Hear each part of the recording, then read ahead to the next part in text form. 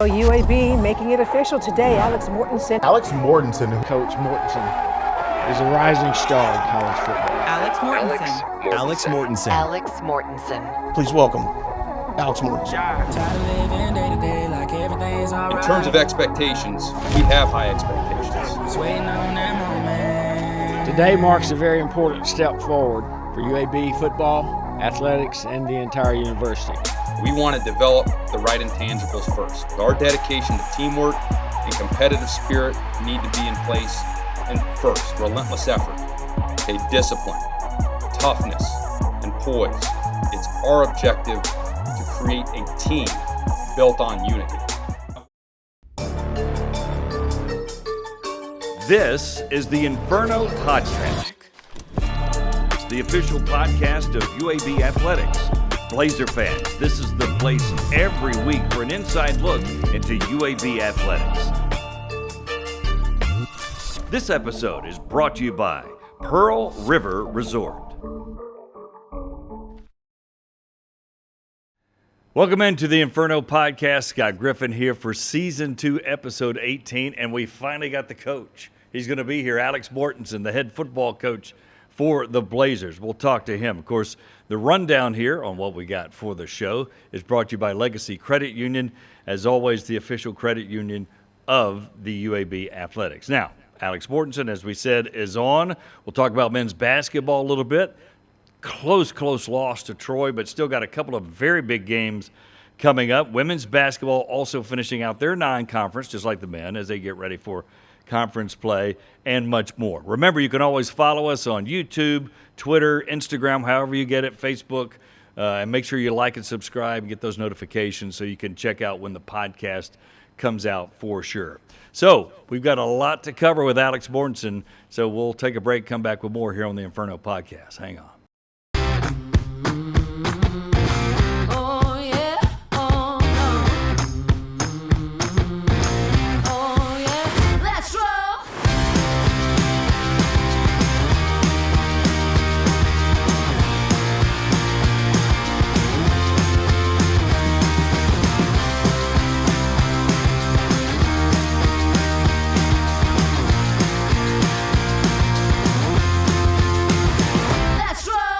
The if in life, it's a world of possibilities. If you go for a night out with friends, if you can keep an eye on your money along the way, if you know you have overdraft protection with no fee transfers from savings, when you get a low balance alert, it's easier to say yes to fun. If that sounds good, try Regions Life Banking. Stay ready for the if in life. Regions Bank embrace the if in life. Welcome back to the Inferno Podcast. Scott Griffin here. Finally, we are talking to our head football coach, Alex Mortensen, joining us now. Alex, it's great to say that you're the head football coach. That's kind of weird, right? It is weird, but getting more normal by the hour. Yeah.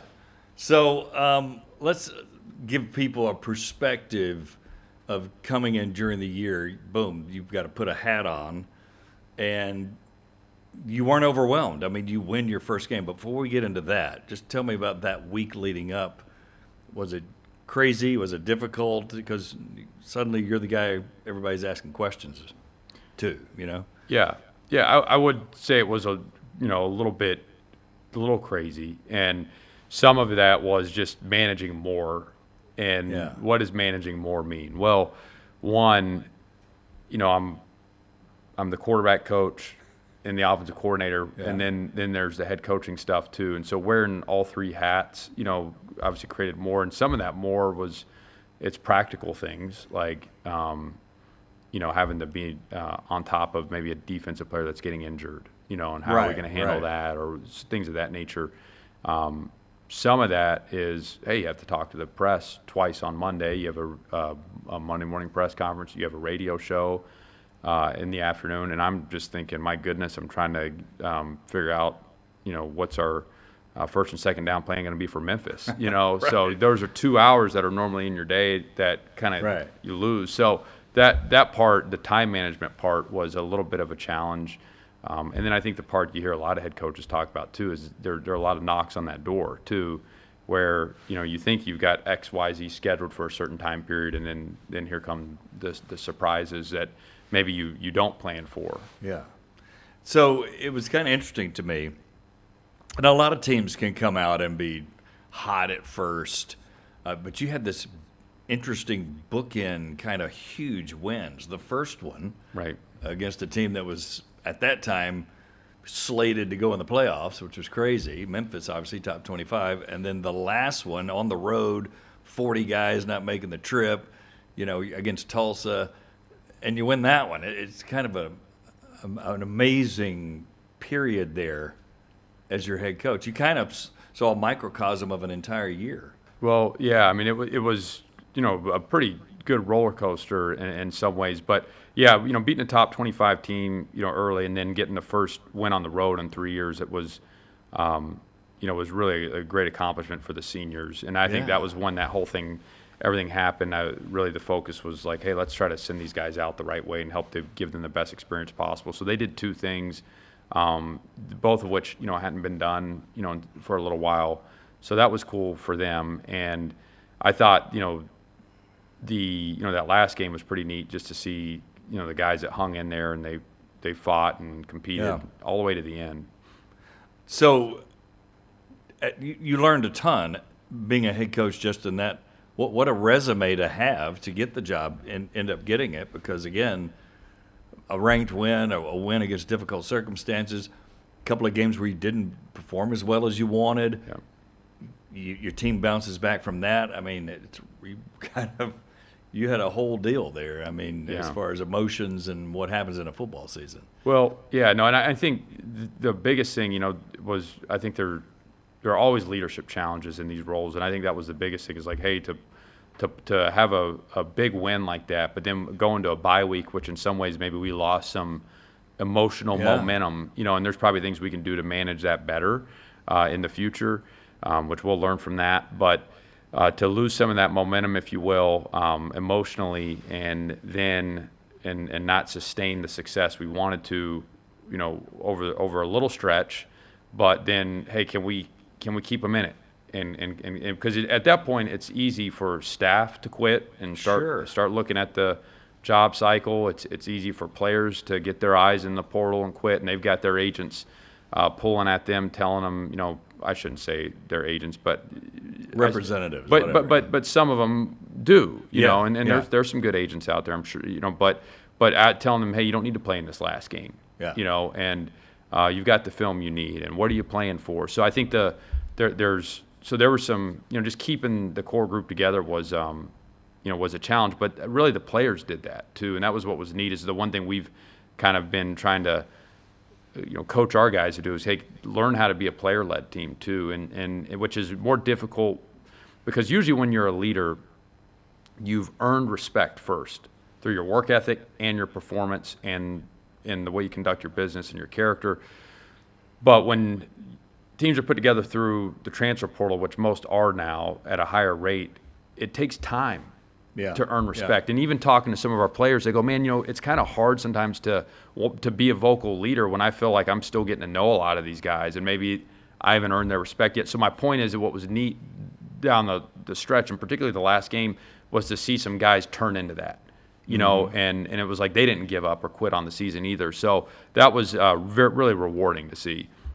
As you look back now, and it hasn't been a vast amount of time, but I'm curious to see, because to me, I could argue, sitting in a seat that I'm sitting in, that the ending win was perhaps a lot more important than that first one, from the standpoint of everything going against you and you get a win. And talk about it from your personal perspective. I know you said the seniors and all that's great. Right.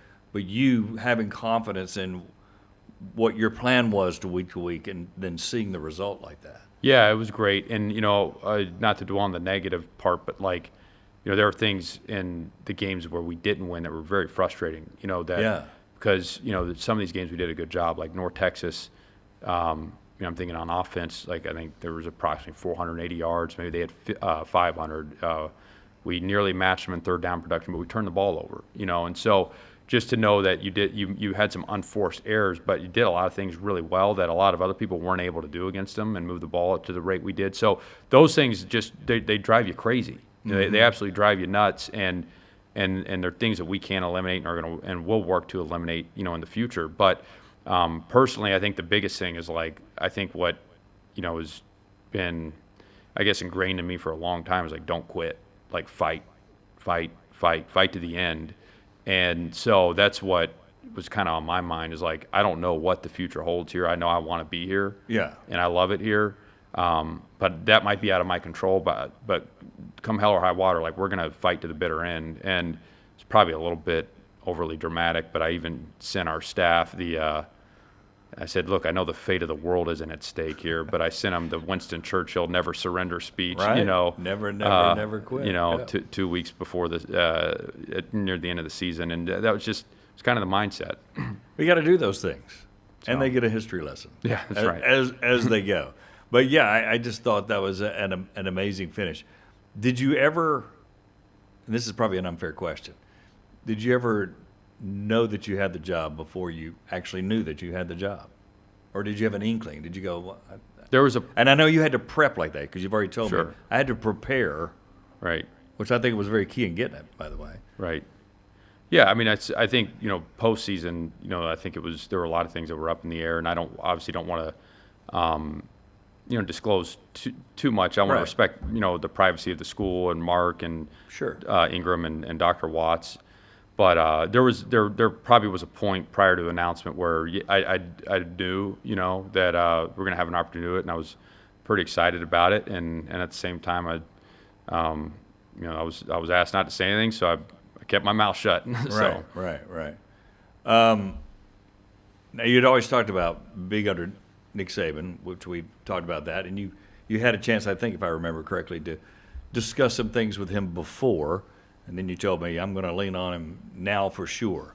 So I'm not going to ask you what you learned from him because it's pretty evident in the DNA of all of the coaches that have coached under him. Right. So what did you learn about yourself not under this Saban tutelage here in this last half year and now as you're working as the head coach?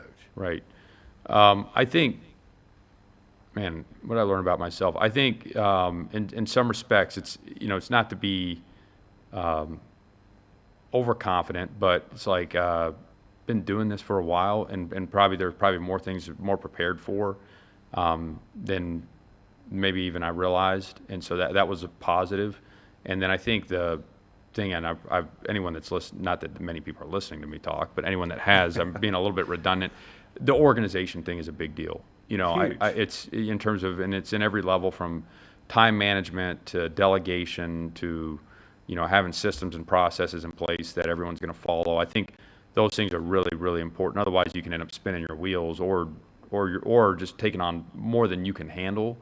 And so I think every phase of the year, having those things defined, I've learned that's going to be it's really important for me. It's probably really important for anyone, though. Yeah. So if I looked at your plan, or if I could visually see that, I'm sure a ton of it would be Saban-esque, right? And then, but you get other influences too. Yeah. How much would be your take on something? Maybe somebody gave you an outline of this particular part of running a program or an organization, but I'm tweaking it to my way. Right. Well, I know one thing. I mean, this is something that hit me early on. When I first got into coaching, I thought, well, let me go back and think about what are the common denominators of maybe the best coaches I feel like I've had. And I thought there were really three things. I thought they were great teachers, and some of them more one thing than the other. Okay? On field or off field? Both? Both. Okay. Both. Great teachers, both, in the meeting room and on the field. There's a teaching component. And the way I kind of framed it in my mind is, people are motivated different ways, and I'm certainly not a sports psychologist by any stretch of the imagination, but some people are what you would consider intrinsically motivated. They don't need they have a fire burning in them. They don't need to light a fire under them as much. And if you have someone like that, if you can teach them, they're probably going to be pretty good because they've already. Young. Yeah, that's right. Yep. Yeah. If you just got to point them. Yes, teach them, instruct them, teach them the game, teach them the reads, footwork, fundamentals. But that guy didn't need a lot of motivation because he's self-motivated. He's a self-starter. And then you've got some folks that maybe are a little bit more extrinsically motivated. And so I think those people respond really well to demand, a high demand being placed on them. They need a high demand, that's a high standard to be set. And so I think about some of the best coaches I've been around. They're very demanding of the people around them. And then I think if we're all being honest, even those of us that are self-motivated, even we need a little bit of that too, And so I thought, okay, be a great teacher, be really demanding, and then in some of my coaches in the past, we used to talk about confront and demand. Don't be afraid to confront an issue and confront a player. It doesn't mean you have to scream and cuss and grab their face mask, but confront an issue when it comes up. Don't dance around it. And then the third thing is relationship. I thought the best coaches, a lot of the coaches was around that had an effect and impact on me and the people around me, they had a really good relationship with their players. And I use the word relationship on purpose because it's not always a friendship. It's a relationship first. And this story I tell a lot is my, my 11th grade history class was a U.S. history class, and my offensive coordinator taught it. And he was also my quarterback coach. And, I was doing fine in the class. I was doing well on my tests and my papers, and then he would pretty regularly, almost daily, give a 5-point quiz that probably didn't have a huge bearing on our grade. Like I probably could have not studied for a lot of them. Right. And done fine. And been okay, right. But because I respected them, I studied for those. And I prepared for them just out of respect. And I think that, to me, that tells me a lot. Like I think when you have a respect for someone that you're playing for, you don't want to let them down. And so there's a bigger part of that worldview, what I believe in. Won't get into all that right now, but that alone, leads me to want to have a relationship with our players. Right. But it all certainly makes you a more effective coach. So to me, teaching, demanding, and relationship are three big deals. And so those are things when you ask about things, hey, what are things that maybe, you've learned about yourself or that would be a part of your program that maybe are separate from, someone, handing out, hey, here's our philosophy, or someone I work for. Those are three things that that went into year one. As soon as I started coaching, those are things I really believed in. And so, but along the way, I've learned an awful lot from other people, and have tried to take the best things of them. Yeah, and you learned a ton at the highest level, and most people know your story. So many years at Alabama, 9, I think. 9, yeah. And then now you're at a little bit different level, still Division I football, but you've kind of figured that out too, because there are differences. So how do you navigate that now as the head coach, and you're calling the shots, and you've got this particular buffet here? It may not be the filet mignon, but you got this buffet to try to win at your level in your league. Right. I think we got a great buffet here, yeah. and I love it here, and I think we can. I don't want to get too far ahead of ourselves, but I think we can, do some great things with this program, and I'm really excited about that part. And I think you speak to something, though. I don't think. Look, I think there are principles in leadership and in football that carry everywhere from youth football to the pros to all levels of college football, and then I think there are some things that are very different, at every spot. And I think that you can't just copy and paste from one place to the next. I think that's a huge error, and I think you've got to look at every problem like it's a different problem to solve, and say, okay, how do we best solve this problem? And I think that's one of the things about Coach Saban. I think some people would say, well, do you just do exactly what you did there? And there's let's call it 80% of it, 90% of it, you can do here. You can do it anywhere, in terms of the foundational principles. Fundamentals, right? Yeah, you build a program on, and even the intangible qualities you want to create in your players and building a team. But then there are other things that might be different. And I think that's what I came to appreciate about him so much, is I felt like he was a great problem solver. Even as you saw the landscape in college football change, you watch him adapt. You watched him adapt his offense in 2014, change and grow that, change the way he played defense in some respects. So he was always assessing, okay, what's the problem? How do we solve it? Okay, a recruiting rule changes. How do we solve it? Okay, we're getting beat in an area. How do we solve it? So I think you've got to take that mindset of, okay, let's assess what's in front of us. I worked at New Mexico Highlands for a year. They asked me about that the other day. We won 8 games. It's the only 8-win season they've had there since 1999. Wow. But that problem is different than this problem. You know, so I think that's the biggest thing is being willing to adapt to what's in front of you. I think is really important. Yeah, and to your point, no better indicator than loathing the spread, screaming about it at every interview opportunity, to becoming a master at the That's spread. right. So, you know, case in point, he did that. So, so now you're here, and we were kind of talking a little bit before. Alex Mortensen, our guest, by the way, head coach, football coach. And I asked you how many scholarships you have, and you honestly say, I don't know because I don't know who's staying, who's going, and just kind of talk about the clock to give people an understanding of the ending times of school starting and transfer portal and all that. It's a difficult thing to navigate. It is difficult, and I think any coach right now, most would tell you, if they're being honest, it is a challenge. And again, for anyone that did, I know I talked about this at our introductory press conference last week, but when you got into coaching initially, or when I got into it, it was very clean. Sure. You knew, you had every position on your board, and you had prospects underneath that board, and you had them ranked, and then above the position group, so wide receiver, might be outside receivers, inside receivers, offensive line, tackles, guards, centers, so on and so forth. And then you have based on the projection of what's leaving your team, you would have a number up there of how many you're going to replace them with, and that was pretty easy. And then sometimes if you knew you were going to, rarely did you have a guy transfer, but if you did, then you might be interested, do we replace him with an older player, a junior college player, or maybe another transfer, which there weren't as many. Very easy process, very predictable, relatively predictable. Now, to contrast that with what we're dealing with now, we are going to have a transfer portal, obviously, that's going to open January 2nd. And so right now we know how many players we have on our team, but we don't know exactly how many will get into the portal. And some have said, I'm going in, so you could maybe subtract a number. Some of those guys will change their mind and want to come back. So, and then you've got some that say, I'm sitting squarely on the fence, and then some are saying, I'm coming back. And some of those guys that say they're coming back may not. And they've got all the way to, by the way, they got all the way till January 16th to play with that. So that's challenging, particularly when school's going to start in January. And I think our drop dead date is like the 18th or the 19th. So there's not a big window from the 16th to the 19th. So that's the challenge. So just hypothetically, imagine you had 10 guys leave your team on the 16th and jump in. You've got to have a plan now as to what are you going to do with that. And I think now, consequently, you could end up making some really rushed decisions in recruiting and evaluation.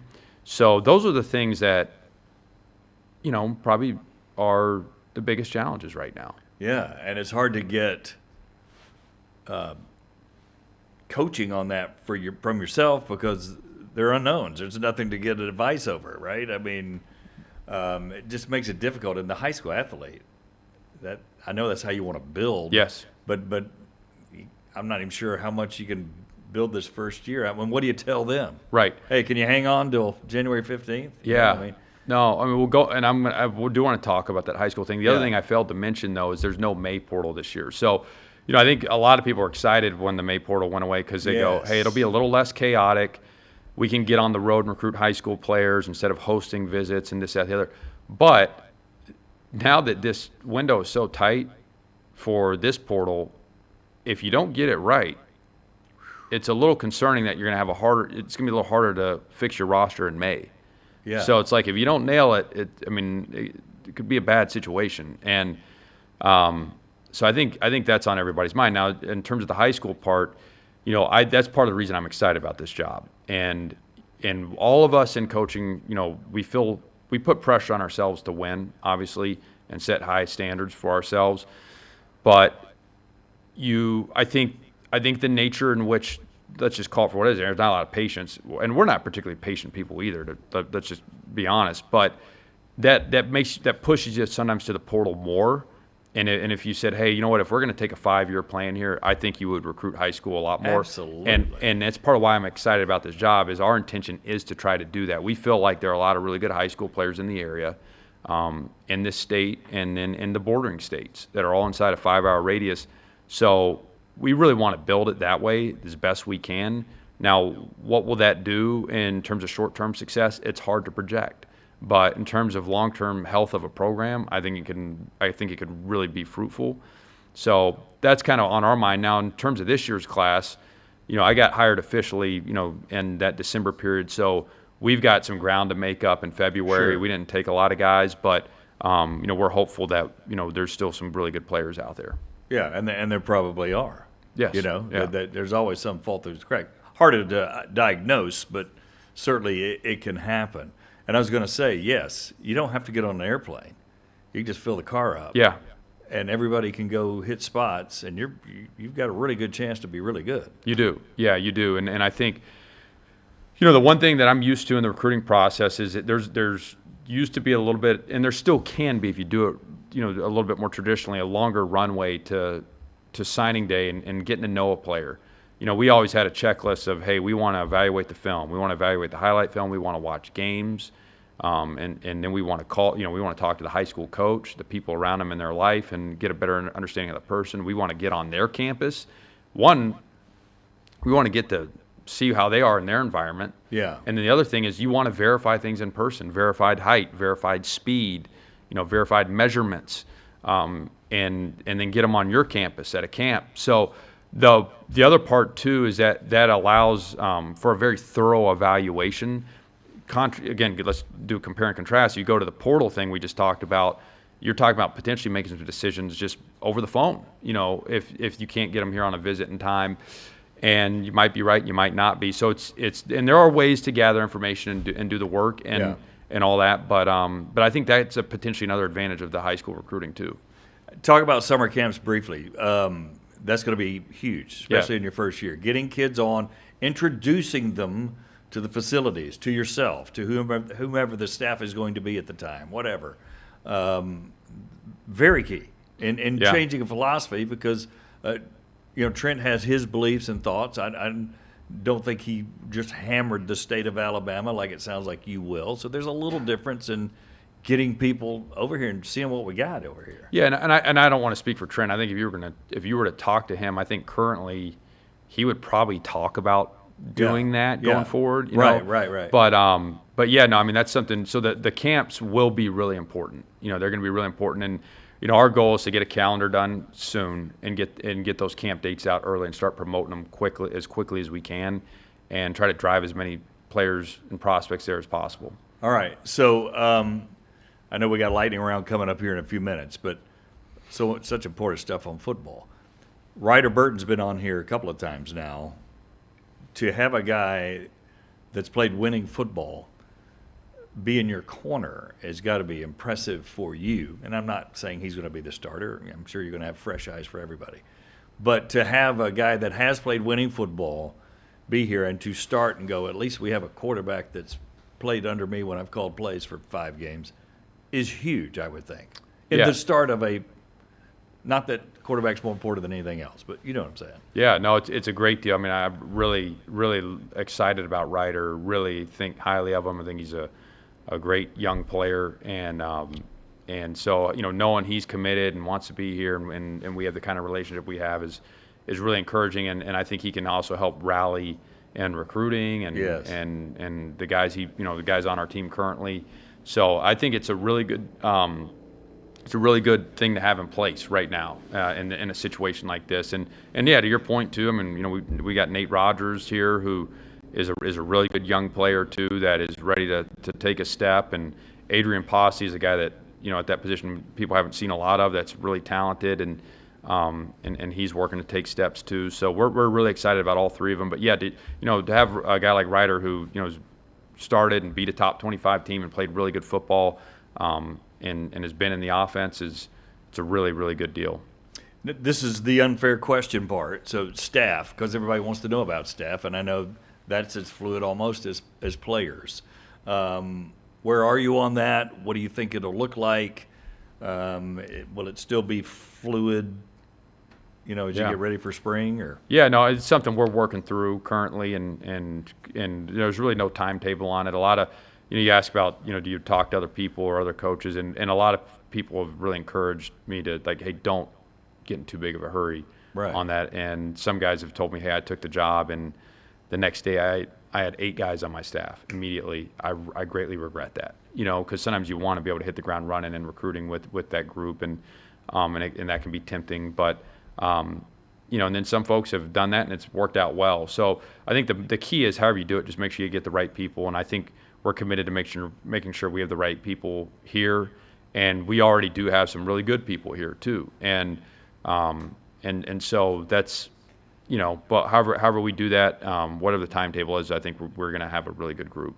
So if you're looking for someone, whether it's 3 years from now, whatever, do you have a DNA you want each coach to have, not by position, but what do they need to do that is going to attract you to have them as a staff member? Yeah, I mean, I think people break these things up different.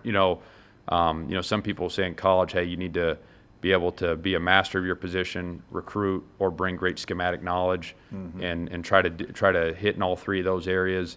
And some guys lean more towards one way or the other. And I was like, I was thinking about the movie Rocky. The first Rocky, when he's on a date with Adrian, and they're on the ice rink, and he tells her, "I got gaps, you got gaps, but together we got no gaps." And so that's the other part of it, is managing the strengths and weaknesses of the staff too. Is like, hey, you might have someone that's really strong as a recruiter and really strong at owning their position, but maybe they don't bring 30,000-foot schematic knowledge, and someone else might be really good in recruiting and schematic knowledge, maybe not as good on. So you're trying to balance those things, I think, when you're putting the staff together, to make sure you don't have any gaps. And then, it's interesting just talking to my high school coach, who's I think is about to probably play in his 9th state championship in like 14 years over in Georgia. But, one thing he told me was that, competence is very important, being competent at your job. But over the years, he has felt like character and staff cohesiveness are more and more important to him every year he coaches. And he's had more issues when they've lacked in those areas than the competence area. As long as someone's got enough intelligence and work ethic, a lot of times they can make up. They can figure that out. If they've got to grow a little bit. But having the right kind of people and people that work well together is really important. And a lot of times those are kind of like character flaws or character traits. And so I think that those are other really important things to consider too. Yeah. Will you have a say-so in scheduling? You will give an opinion? In regards to scheduling opponents? Yes, I'm sorry. Well, right now, that's something we've not even discussed. So I'm sure my bosses are in control of that right now. Would be sure. And you're going to have to play the money game, a couple of them, whatever. So that's what I'm assuming. But maybe at some point in the future, that's something we'll have a conversation about. I did hear Urban Meyer on a podcast say here recently that I think he said Earl Bruce was getting advice from, I can't remember, it may have been Woody Hayes or Bear Bryant, but they told him, you better make sure you're involved with scheduling. Yeah. Scheduled to lose your job almost. But you do have Sanford. That's right. Coming on.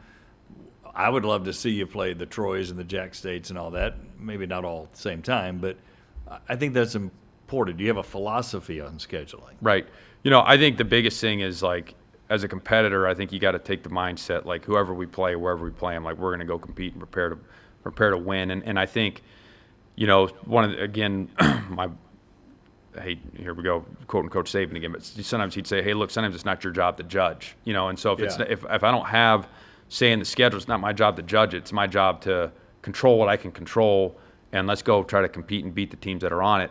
I know people have different philosophies on these things. A positive, when you play these teams that are in state, it can generate some fun rivalries. Sure. And then I think on top of it, there's probably a financial component where you can probably drive the gate up, because there's a lot of people that can get to those games. So those are really positive things. And then some people say, hey, you got a lot to lose and not as much to gain from those games. I don't think you can look at it that way. I think you can't play scared, and can't live in fear. No. So I think those are really good opportunities. Absolutely. Great opportunities. One final question on football, then we'll get to the lightning round that I forgot to ask about players and rosters. So when you're looking at a player and what they can do, and I think the perfect example is Lindenborg, who played basketball. got developed by Andy Kennedy. Right. Became really good, obviously. Probably kept him a year longer than he should have.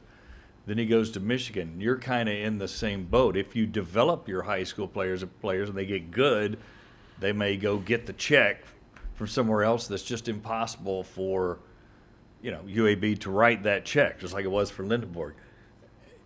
Any thought process to that? Do you think, as of now, and I know that can be fluid and Right. change, just got to keep pumping the high school guys in here for when you do develop them well, they may leave or they may stay loyal and stay. Who knows what it is? Right. Because you're at a weird level. Yeah. You're different from Alabama that's going to probably keep everybody they want.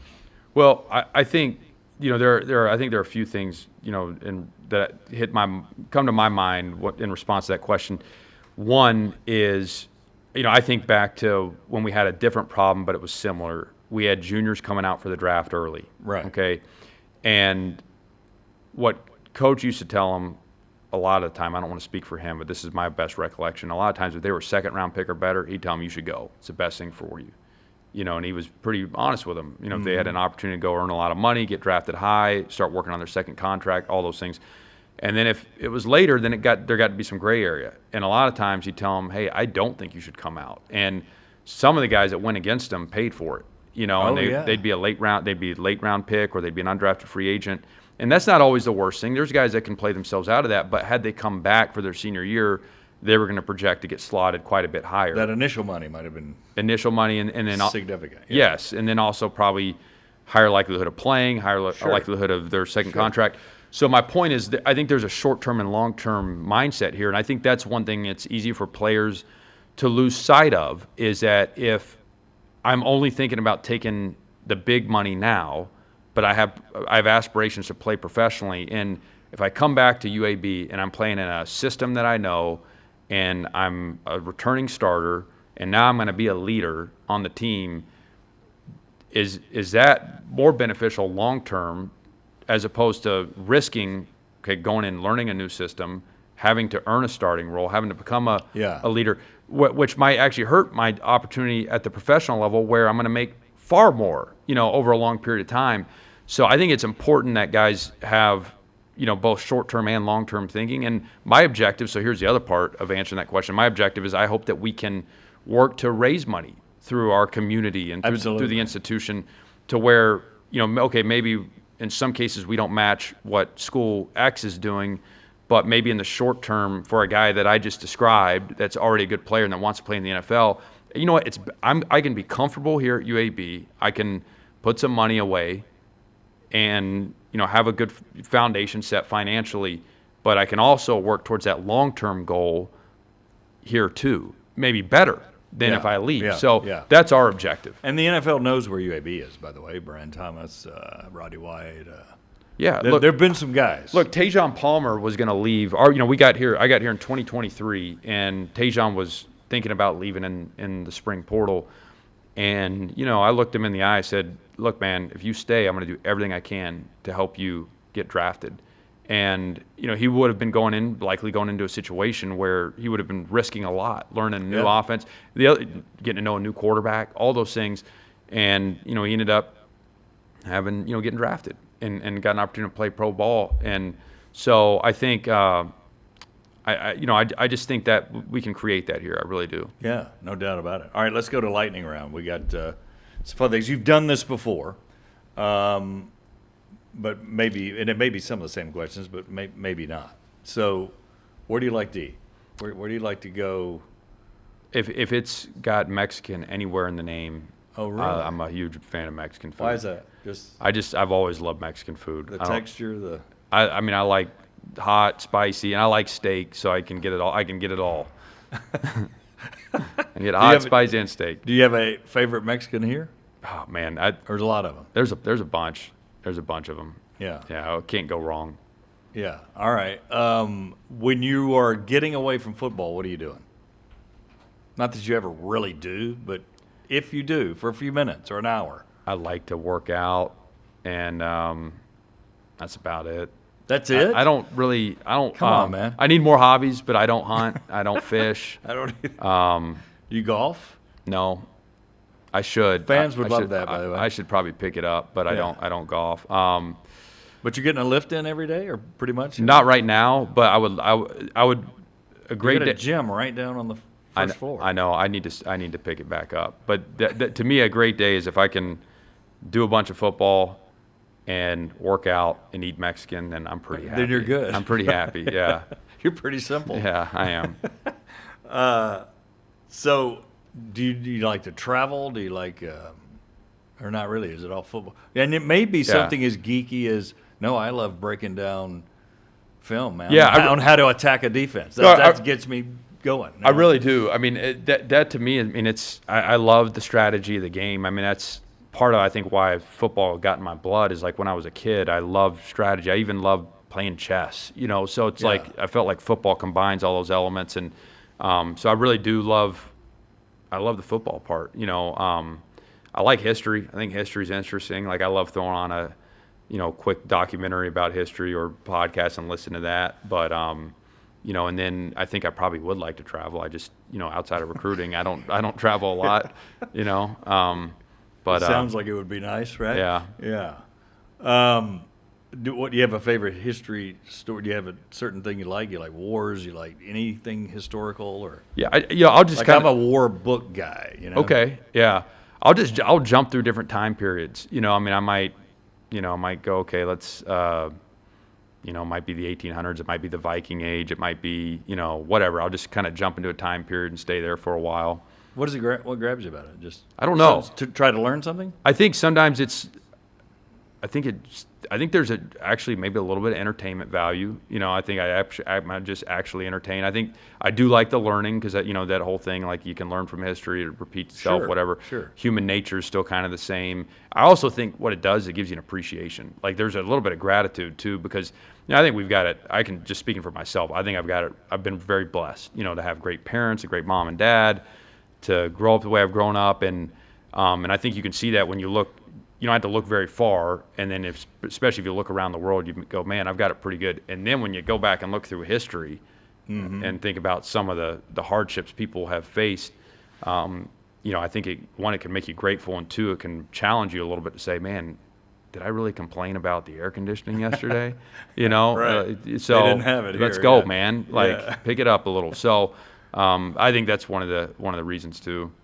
You were a pretty good quarterback in high school, by the way, and did you have a guy that you thought, man, that's the cat I like playing like? Or man, I was there were a bunch of them. Growing up when I was a kid, typical front runner. The Dallas Cowboys were very good, so I really liked watching Troy Aikman.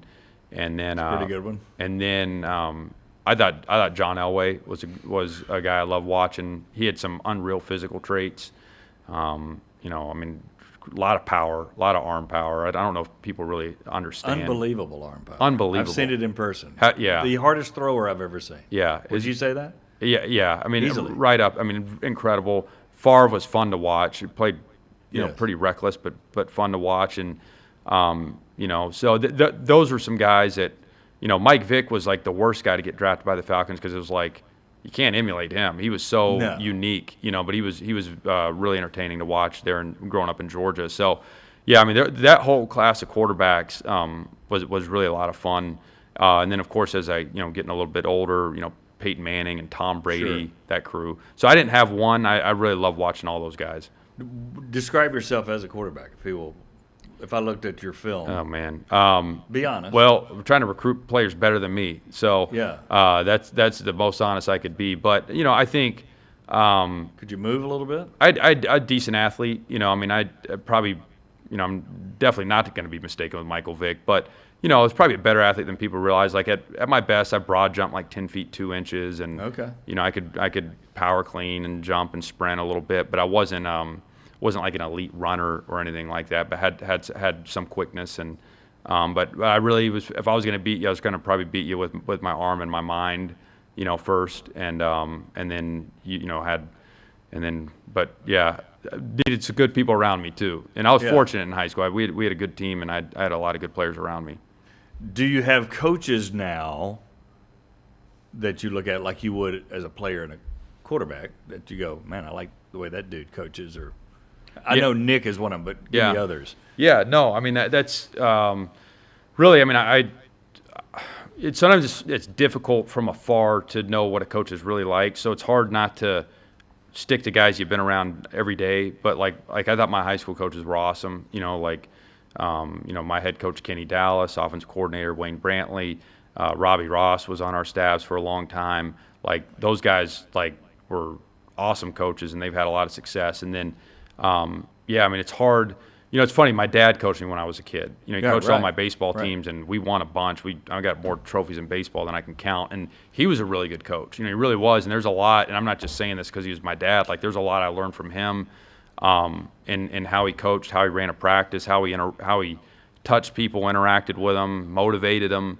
And he was tough too. He was no nonsense. And so there are a lot of things I learned from my dad. And then obviously it's funny when I got around Coach Saban.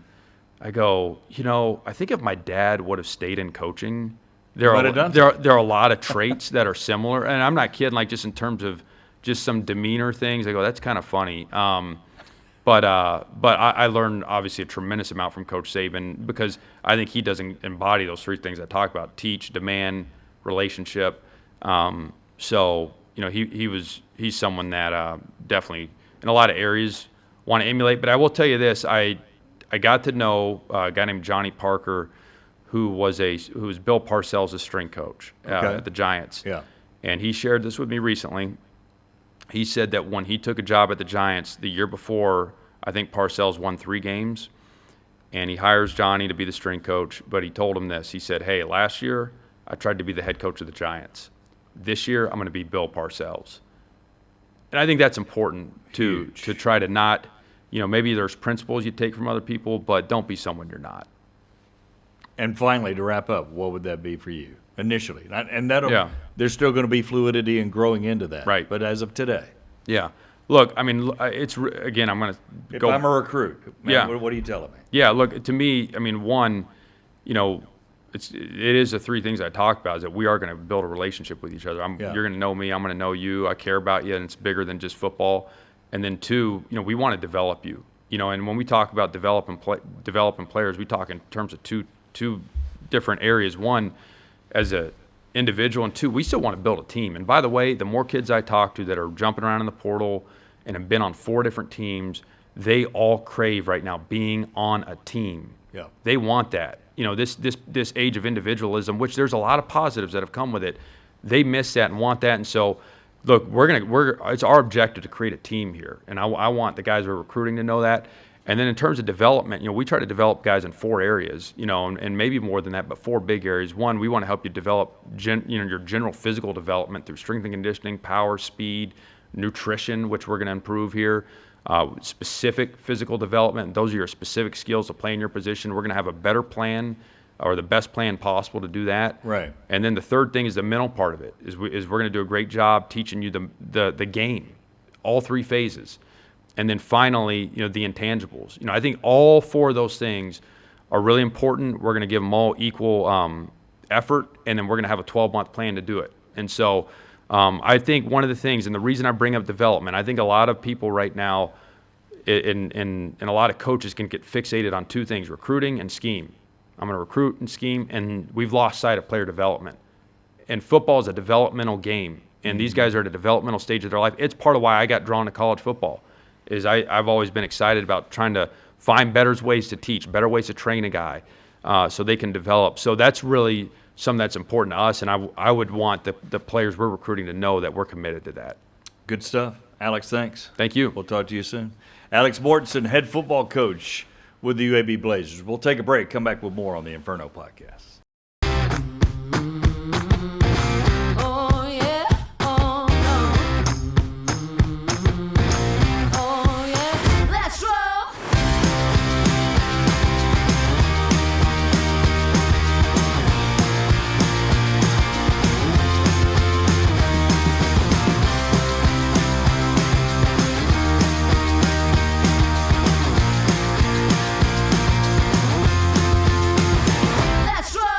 The if in life, it's a world of possibilities.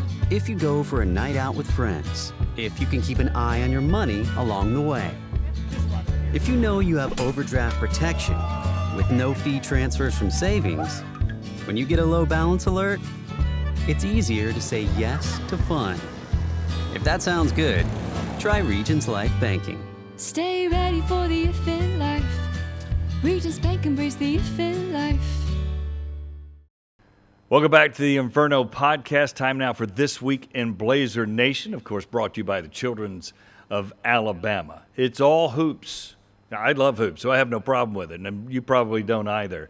A lot of stuff going on right before Christmas as far as basketball. As we take a look at the schedule, women's basketball taking on Mississippi Valley State on December 20th at 2 o'clock. Then that Sunday, the men will host UNC Asheville. That's another 2 o'clock game, and that's kind of the normal times for weekend games a lot of times till we get to conference, and it'll be moved to nighttime a lot of times. Then Monday, the 22nd, the women take on Sanford. That's 11 o'clock. You can't even call that a noon lunchtime deal. It's a little bit before, 11 o'clock game, but that'll be pretty good, the women versus Sanford. Christmas break coming up. Everybody gets off and enjoys the family. We'll come back right before the first of the year. December 30th, the women's team at East Carolina. That's a 5 o'clock tip-off. And then on New Year's Eve, the men against Wichita State. That'll be a great game to take a break from eating and watching football and all this and come watch some great basketball at the arena. 3 o'clock, the men against Wichita State. So, again, that's your This Week in Blazer Nation, brought to you by Children's of Alabama. Thanks to Alex Mortensen for hanging out with us on this episode. Learned a lot about him, and I think UAB made the right choice in making him the head coach of the Blazers. For all the guys that helped put this together, Scott Griffin saying so long. We'll see you next time on the Inferno Podcast.